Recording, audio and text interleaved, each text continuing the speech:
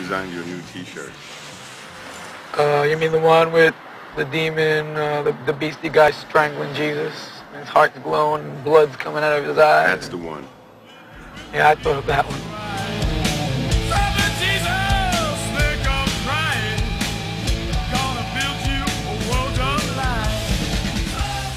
Again and again, music and art have been forged with the express purpose of storming the very gates of heaven.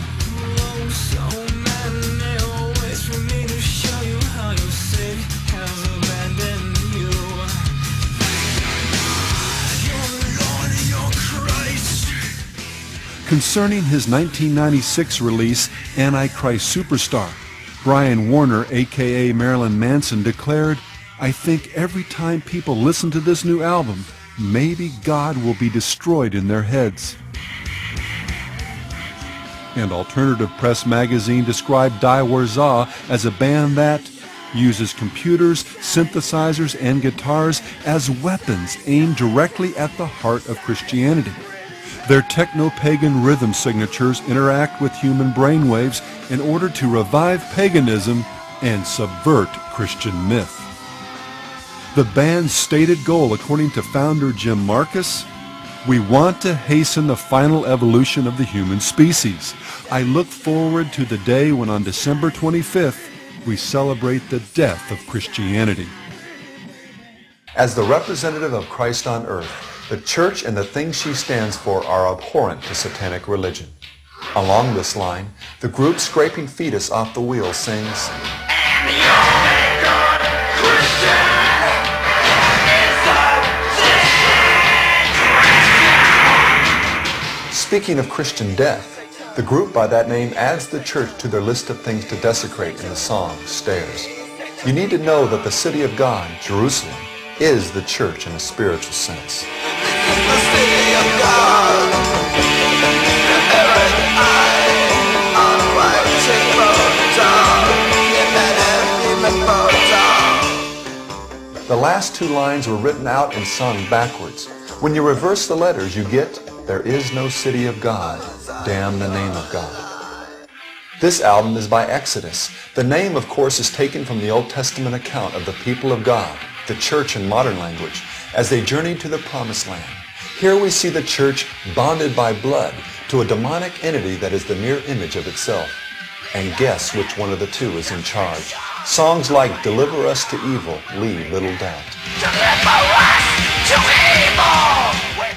The group church shows a church that is fallen, broken, and headless. The unappealing nature of the church and Christianity is also the subtle message of the Cure's song, "The Holy Hour."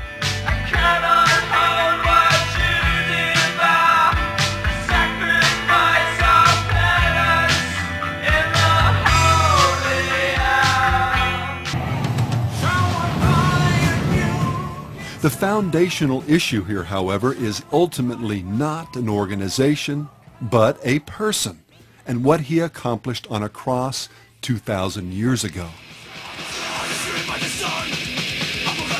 And it's here, from music to album artwork, video imagery, to the lifestyles and testimonies of both the artists and their fans, where rock and roll has targeted virtually every aspect of Christ's redemptive work.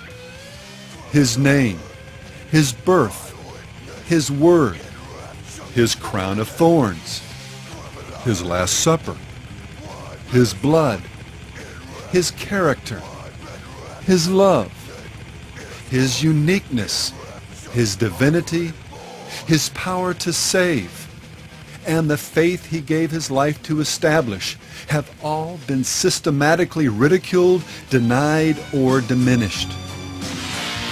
These are just some of the many examples in rock where the person of Jesus is mocked and vilified, while few, if any, of the artists involved are card-carrying devil worshippers.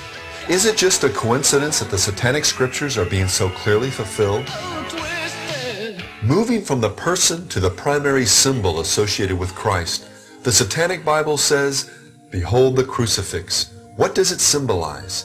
Pallid incompetence hanging on a tree. Again, this reviling hatred on Satan's part is understandable. The cross is at the heart of the Christian faith. As a symbol of its defeat and future obliteration, satanic religion loathes the cross and constantly seeks to discredit it.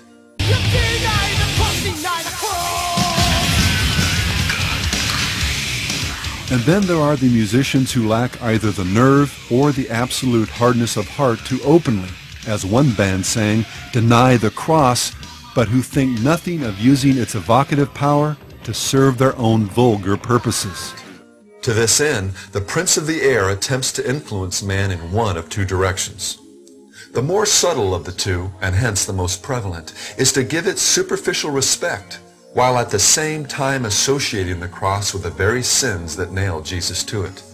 For example, virtually millions of young people today think nothing of wearing the cross around their neck or dangling from their ears, while engaging in everything from sexual immorality to drug abuse, sins for which the Lord was sacrificed on the cross. How Satan must enjoy the irony.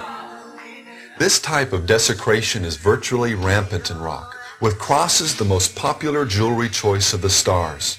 It seems as though the more perverted the artist, the larger, the more numerous, or the more obsessive is their focus on the cross. We all have our problems. Some are big, some are small. I'm talking about sexual temptation. Will you take a bath with me? Masturbating with a magazine. Another superstar whose use of the cross is as obsessive as it is blasphemous is Madonna. Ex-porn star, Time magazine cover girl, and according to polls, one of the most admired and influential women in the world in the eyes of young people. She mixes the sacred with the profane with an intensity that gives new meaning to the word sacrilege. In May of 1985, Madonna told Spin magazine that crucifixes are sexy because there's a naked man on them. And still, soft drink companies clamor for her endorsement. How far we have come from the public outrage that attended the comparatively benign statements of John Lennon 2 decades ago. Gradually, we have been taken captive by seducing spirits until even the most shameless acts of blasphemy and desecration are socially acceptable. Billy Idol crucifies his girlfriend amidst a flurry of his incessant sexual posings. Artists impersonate a crucified Christ with a frequency that is astonishing. Crosses show up so often, you would think that rock music was a Christian industry, until one looks at their intent, message, and lifestyle.